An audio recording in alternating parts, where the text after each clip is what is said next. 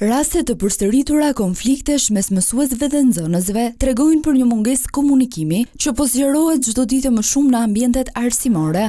Ekspertët e lidhin këtë përplasje me ngarkesën emocionale që mbartin të dyja palët.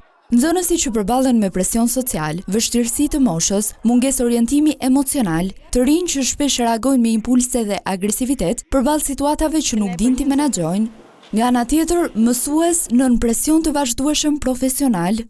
Fëmijë i cili vjen me një bagazh emocional shumë të ngarkuar dhe që e shpërthen në gjatë pjesës mësimore, ashtu sikurse mësues të cilët vinë me një ngarkesë shumë të madhe, ju duhet të menaxhojnë auditore me nxënës çdo ditë dhe nuk thellohen në njohjen e problematikave të mëtejshme sociale të nxënësve të cilët kanë. Pra, duhet një njohje më në thellësi sepse shkolla nuk fillon dhe nuk mbaron me ato orë mësimore. Sipas psikologëve, problematika nuk është e izoluar. Shoqëria po përballet me një klimë të ashpër komunikimi, ku modelet agresive dhe mungesa empatisë po ndikojnë drejt për drejt të rinjt. Kjo është diçka nuk është e momentit.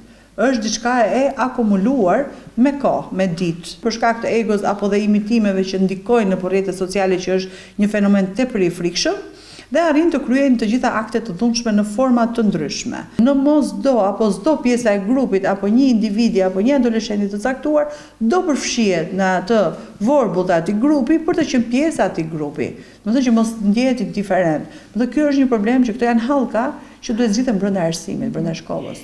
Të jesh mësues sot në ditët e sotme është një ngarkesë tepër e madhe. Është një ngarkesë qoftë morale, qoftë psikologjike, dhe është ajo ngarkesa e madhe që nuk arrin të gjetë një komunikim qoftë edhe me fëmijët, qoftë edhe me prindrit. Po aq rëndësishëm sipas psikologëve, mbetet bashkëpunimi vazhdueshëm i prindërve me shkollën, sepse dhuna në shkollë është treguar si një marrëdhënie që kërkon përgjegjësi të përbashkët.